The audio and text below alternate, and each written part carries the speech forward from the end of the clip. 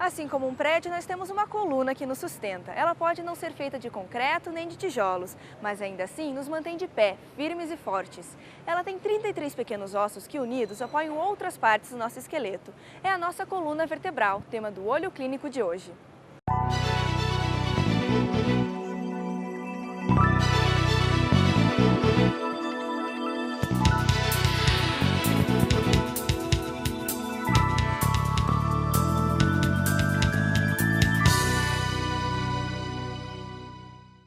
E não é apenas de vértebras que é feita a nossa coluna. Entre elas existem os discos intervertebrais, feitos de um material gelatinoso e fibroso, e que atuam como amortecedores e nos ajudam na hora de nos locomover.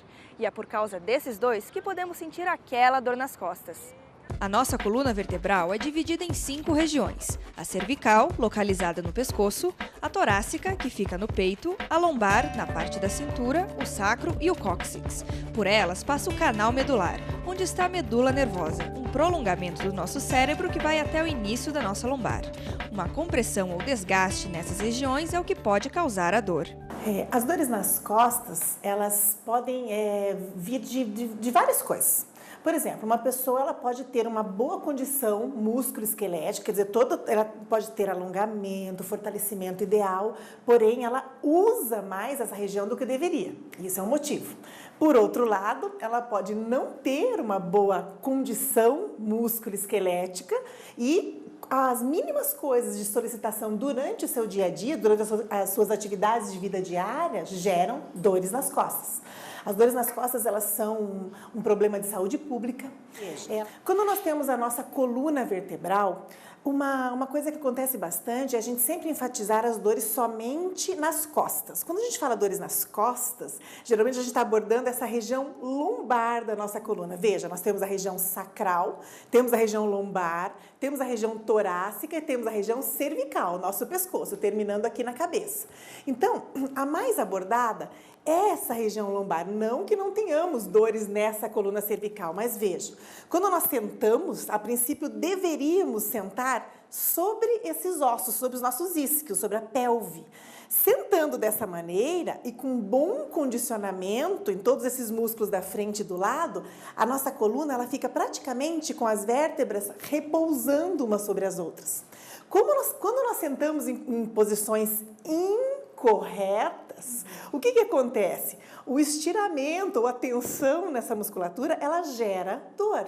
E vejam, se eu desorganizo o próprio sentar a região lombar, eu automaticamente desorganizo essa região e desorganizo essa região. E compenso muitas vezes com as outras regiões da coluna, o que também gera dores, não só nessa região, como em outros locais da nossa coluna vertebral. Além de ter diferentes causas, a dor pode indicar problemas mais graves, como alterações na coluna.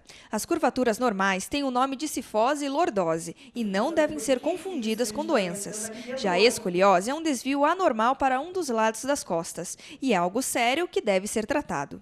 Escoliose é um termo utilizado quando existe um desvio, tanto no eixo tanto na lateral quanto rotacional. Então isso é doença, a escoliose sim, ela é doença, mas ela tem que ser diagnosticada por médico, especialista, com radiografia para dizer, você é portadora de escoliose e necessita algum tipo de tratamento. Então são termos totalmente diferentes. Lordose e cifose não são doenças a princípio. Escoliose, quando é diagnosticada, ela é uma doença. E falando especificamente da escoliose, que às vezes a coluna fica um S, assim, né? Isso. Como é que a pessoa desenvolve isso?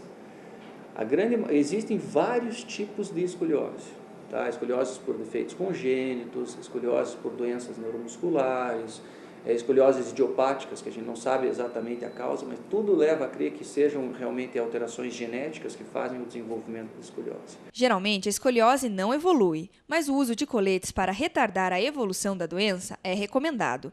Existe um tipo específico para cada problema na coluna, e médico e paciente decidem qual é o mais adequado. Às vezes, uma intervenção cirúrgica é necessária e depende de cada caso. Por isso, uma consulta ao ortopedista é essencial para escolher qual o melhor tratamento. Outra alteração dolorosa na coluna é a hérnia de disco. Estima-se que 15% da população mundial sofra com isso. A hérnia de disco, ela gera dor. O que é a hérnia? Então, esse núcleo, né, esse disco intervertebral, ele vai sair da sua posição, o anelzinho que tem dentro sai da sua posição inicial e vai comprimir uma raiz nervosa que vai gerar dor. Vejam, para esse tipo de doença, eu tenho exercícios adequados, que são indicados e contraindicados. Então, por que eu preciso de um profissional? Porque, eu preciso fazer atividade física. Dependendo da maneira que faça essa atividade física, você pode agredir ainda mais a região. As hérnias mais comuns são mais baixas, na região lombar. Lombar e normalmente lombar baixa. Aí depende da idade, depende do aparecimento, da época do aparecimento, para ela poder existir na coluna torácica até. Ela é muito mais rara na coluna torácica e normalmente ela é de melhor, prognóstico pior, vamos dizer que ela é mais difícil de tratamento conservador quando ela é mais alta, mas é muito raro, normalmente ela é lombar baixa. A hérnia geralmente é tratada com medicamentos, repouso, fisioterapia e alongamento muscular.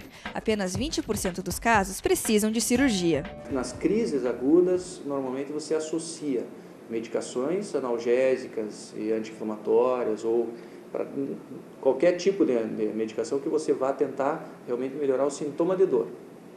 Melhorando o sintoma de dor, você associa fisioterapia, alongamento, fortalecimento muscular e tenta melhorar então a forma física e a qualidade de vida do paciente.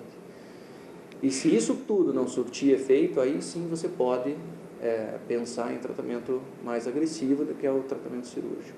Assim como a hérnia de disco, muitos problemas na coluna estão relacionados à idade. É o caso das estenoses, que atingem 8% da população mundial. A maioria mulheres com mais de 50 anos. Estenose é qualquer tipo de estreitamento, né? O canal vertebral é por onde passa a medula, onde saem as raízes que dão a inervação para a perna, que fazem a motricidade da perna, a sensibilidade toda da perna. E todo o grau de estenose, ela faz um estreitamento e pode fazer um pinçamento da raiz nervosa, um pinçamento da medula e gerar sintomas, que podem ser desde claudicação, ou pacientes, a gente chama de claudicação neurogênica, são pacientes que andam e começam a diminuir a distância que eles conseguem percorrer, eles conseguem cada vez menos, eles têm que parar para aliviar sintomas, aliviar dor, eles vão tendo uma piora gradativa da qualidade de vida. Ela normalmente está associada a processos degenerativos. Então, normalmente, ela é uma doença da terceira idade. Ela pode ser da infância, mas normalmente é da infância quando a criança tem alguma outra doença associada que faça um processo degenerativo em idade precoce. Por ser natural da idade, a estenose não pode ser evitada, mas é possível atrasar o aparecimento, com exercícios físicos e com cuidados com a postura e a alimentação. E existe tratamento para quem sofre com a doença. Outro alvo de reclamações é a dor na região lombar da coluna, a lombalgia. Esse desconforto não é uma doença, e a repórter Marina Pilato vai contar pra gente as causas e o tratamento para esse problema. Tudo começou quando Pedro passou a sentir fortes dores na região do quadril. Depois de alguns exames, ele descobriu o motivo do mal-estar, a lombalgia. O caso era tão grave que aos poucos ficou difícil fazer as simples tarefas do dia a dia. Começou com uma dorzinha normal e daí a pouco foi pegando uma intensidade terrível e a dor não imagina quanto é sofrida. Parece que você recebe uma facada na nádega, na coxa, quando anda, não tem posição para você ficar, nada. A lombalgia afeta cerca de 70% da população. A grande causa da doença é a falta de orientação em relação à postura, no dia a dia ou para fazer exercícios. As principais causas são desde pequenos traumas, deformidade postural, até as mais complicadas, como patologias associadas a patologias degenerativas, como artrose e osteoporose. O tratamento é personalizado e depende das causas da doença. Se o nível de dor for muito elevado, o paciente começa com a eletroterapia, que tem efeito analgésico e uso de anti-inflamatórios. Depois de algum tempo, passa para sessões de fisioterapia. Sobre o tratamento fisioterápico, nós normalmente iniciamos com eletroterapia, dependendo do ápice dessa dor. A dor é pontuada em graduação, então, dependendo, nós começamos só com eletroterapia, porque é uma analgesia que nós podemos produzir e anti-inflamatório, e após nós iniciamos a parte de exercícios. Com os cuidados adequados, as dores podem passar completamente. Depois de começar o tratamento e fazer acupuntura, a saúde de Pedro melhorou bastante. Descartou a necessidade de fazer cirurgia e já se sente muito melhor. As dores terminaram, então foi 100% eficaz. No próximo programa, você vai saber quais cuidados com a postura devemos ter no dia a dia para evitar dores nas costas. Eles valem até para a hora de dormir. E o Olho Clínico de hoje fica por aqui. Se você quiser fazer algum comentário ou alguma sugestão de programa, manda um e-mail para a gente. O endereço é olhoclinico@ufpr.br. Mas se você quiser rever este ou outros programas, acesse nosso blog e o nosso canal no YouTube. O endereço é este que aparece aqui na tela. Se você quiser conferir toda a nossa programação, acesse o nosso site www.tv.ufpr.br. Até a próxima semana. Tchau!